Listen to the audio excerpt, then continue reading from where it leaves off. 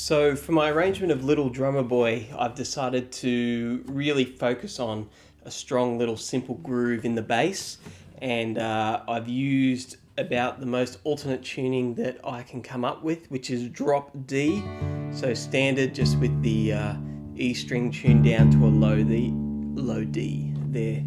And just to make it a little bit easier for you to see, I've stuck some deluxe diamond sticker inlays on my Trauger guitar, so hopefully you're able to follow along pretty easy. So what I'm going to explain to you first of all, so this is fingerstyle. There's a little bit of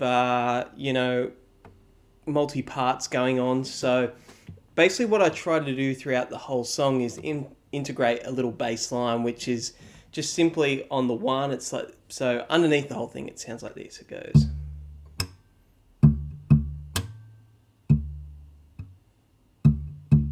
So I basically try to keep that going under the melody throughout the whole song.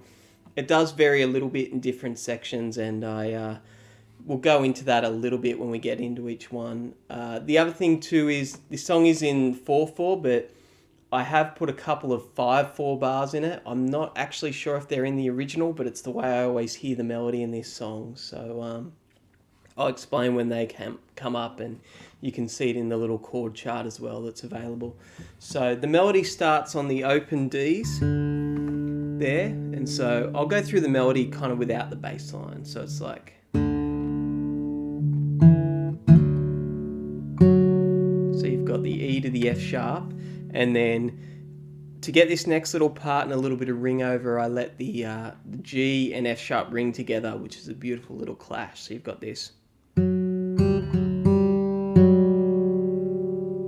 This beautiful suspended 4 clash there. Then we go same thing again.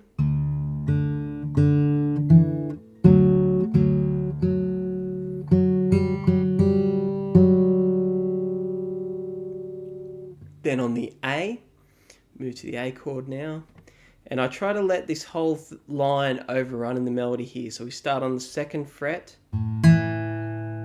4th fret, open string, 2nd fret on the G string, then open on the B string.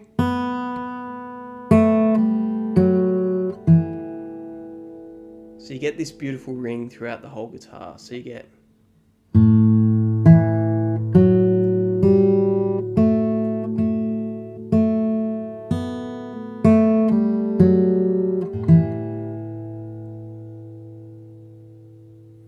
and then the next part of the melody goes, swap to a D in the bass when you hit the 2nd fret on the G string. And then I incorporate a little bit of chord here. So this is actually the first of the 5/4 bars. So it starts here, it goes. So what you've got here is the C, 5th fret, your low D there, and I've added the D on the 3rd fret on the B string there. And you get this chord here, so it goes. And then when we hit the open G in the melody, we hit the G in the bass here with the little finger. And then the next part of the melody, which is holding the little finger there on the G. And then when I get to that F sharp, I hit the low D with that to get the D chord. And you'll see that once again I have that clash between the F sharp and the G, which is pretty cool. And then the last part of this is the A here on the G string, and you get, and then that leads me to an A7 sus chord. That's our little chord there. So that 5/4 bar again is like this, so very slowly.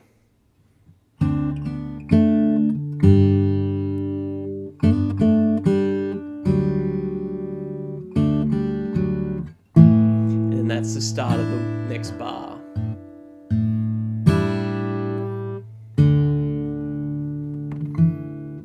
And then this is the original melody again.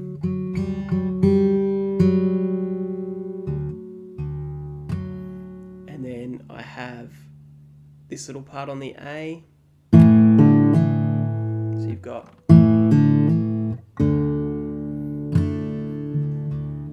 now the fun part is then we take the melody up the octave for the second part.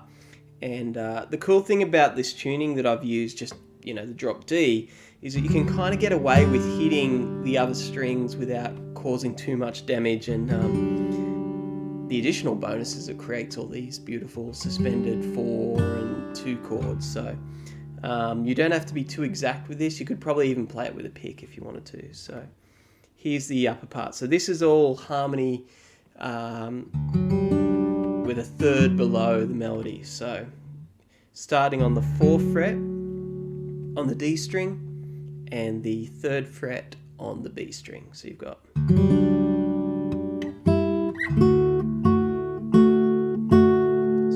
I just slide those up there, so to the 5th and then the 7th.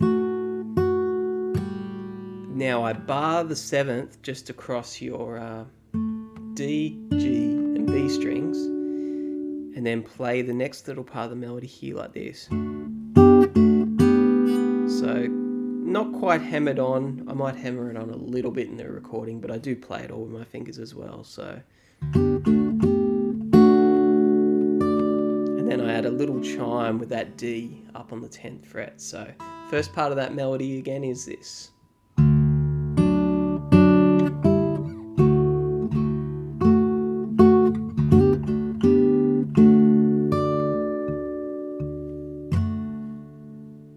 And then it's the same melody again, repeated.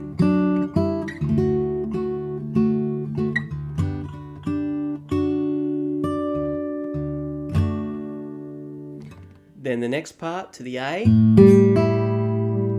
is a harmony kind of in 7ths. So we've got on the 5th fret,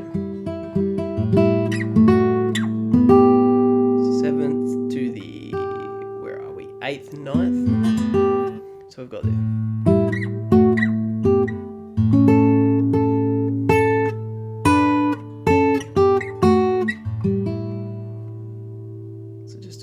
beautiful little harmony there up on the A. Same thing too, you can leave that open G ringing for the 7th in the A chord. 7th.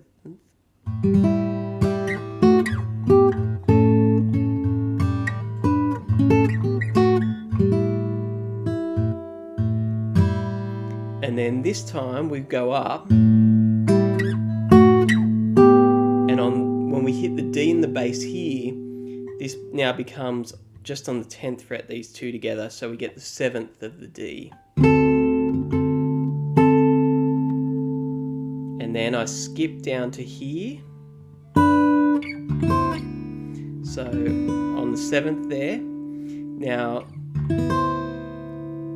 this part is a little bit tricky because the slides are quick. So fingering's pretty important with your left hand, so you get this.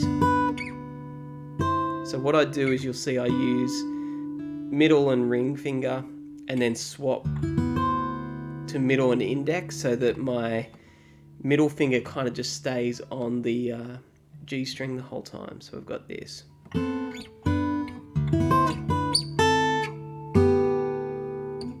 So really slowly again. So it's starting from the A actually. I'm going to go back a little bit.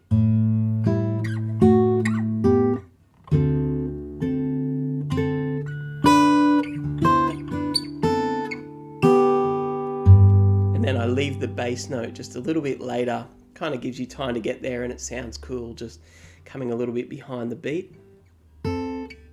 So from here.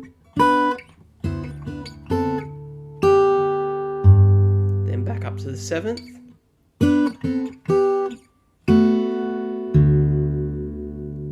Down to the 2nd and with a D in the bass. And then finally. So here you can either leave the A late or play it at the same time. And then an A7 sus chord.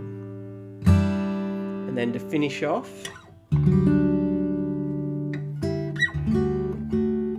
so that same sort of melody again. Here what I do different, just, I kind of started messing around with this harmony and really liked it, is so this chord essentially, it's kind of like a diminished sort of thing for the melody. So you've got your open A, a B flat there, so that's the 8th fret on the D string, 7th fret on the G string, and 7th fret on the B string, and then the melody falls between the 7th and 8th on the B string. So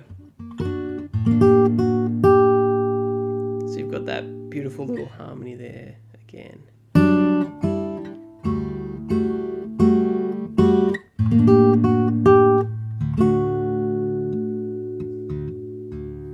And then here I play an A7 sus chord, and it's just an easy way to get the melody notes next to each other. So that's barred on the 5th, ring finger on the 7th, and the melody sits on the B and G string. So you've got, and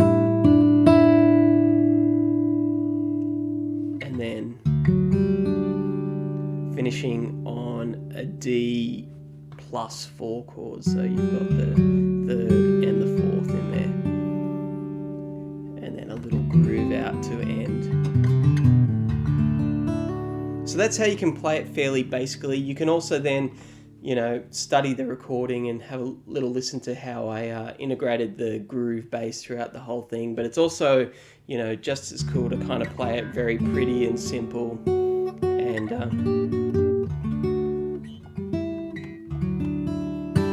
And yeah, I hope you have fun learning this one. Thanks.